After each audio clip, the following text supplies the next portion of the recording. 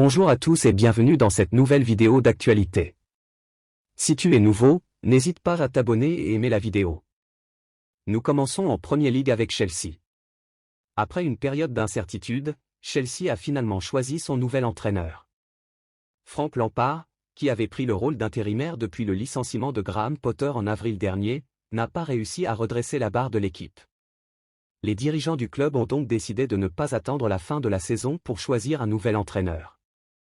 Ils ont ainsi étudié plusieurs options, dont Zinedine Zidane, Julian Nagelsmann et Luis Enrique, mais c'est finalement Mauricio Pochettino qui a été choisi.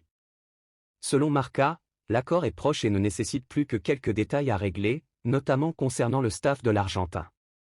Les questions relatives à son contrat et à son salaire ont déjà été résolues. Pochettino est considéré comme l'entraîneur le plus convaincant par les dirigeants de Chelsea. Une réunion avait même eu lieu l'été dernier, mais le principal concerné n'était pas alors disposé à accepter l'offre.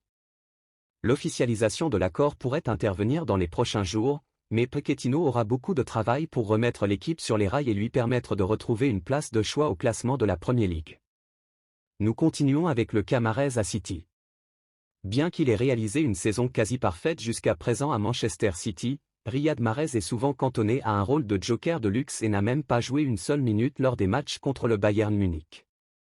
Malgré cela, le week-end dernier, Mahrez a contribué à la victoire 3-0 de son équipe face à Sheffield United en inscrivant un triplé. Pep Guardiola a admis que Mahrez pouvait être grincheux quand il ne jouait pas, mais avec la présence de Manchester City sur 3 plans, l'Algérien devrait tout de même avoir un temps de jeu conséquent en fin de saison. En effet, le club est en lice pour un triplé historique avec une place en demi-finale de la Ligue des Champions, une finale de la FA Cup et une lutte pour le titre en Premier League. Que devrait faire Mahrez ? Pour finir, le dossier Lionel Messi. Le dossier de Lionel Messi avec le FC Barcelone avance peu à peu et les Catalans travaillent en collaboration avec la Liga pour trouver un plan financier permettant son retour sans contrainte du fair play financier espagnol.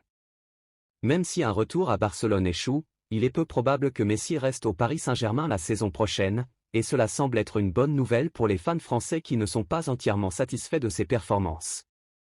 Cependant, Kylian Mbappé, lui, aimerait que Messi reste à Paris et voudrait convaincre le numéro 30 de prolonger son séjour. Les deux joueurs ont une bonne entente sur le terrain, Messi ayant offert 19 passes décisives à Mbappé et le Français lui ayant rendu 11 passes de but.